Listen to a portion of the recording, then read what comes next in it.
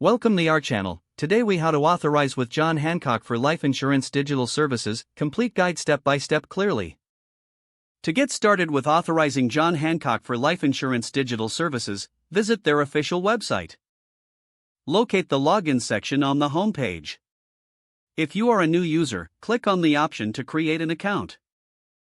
You will be prompted to enter your personal information.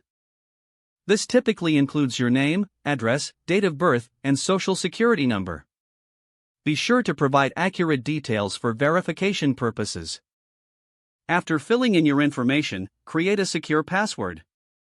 Make sure your password is strong, using a mix of letters, numbers, and special characters.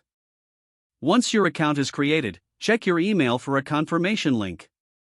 Click on the link to verify your email address.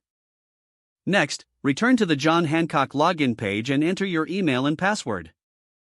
After logging in, navigate to the Account Settings section. Look for the option labeled Authorize Digital Services. Here, you will find the details regarding the digital services available. Review the terms and conditions carefully.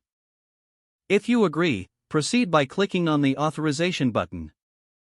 You may be required to provide additional verification, such as answering security questions. Complete any required steps and submit your authorization request. After submission, you will receive a notification confirming your authorization. Keep this notification for your records. Now you can access your life insurance digital services through your John Hancock account.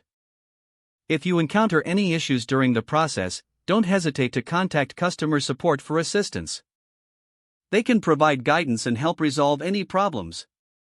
Congratulations, you have successfully authorized your John Hancock account for life insurance digital services. If the page does not load, refresh the browser or try again in a private or incognito window. Make sure you are using the correct email address, then retype it carefully to avoid small typos. If your password is not accepted, use the reset option and create a new strong password you can remember. Check your spam folder for verification or security emails, then complete any requested confirmation steps. Enable two-factor authentication if available to improve account security and reduce unauthorized access risk. Don't forget to like this video and subscribe to our channel for more step-by-step tech guides.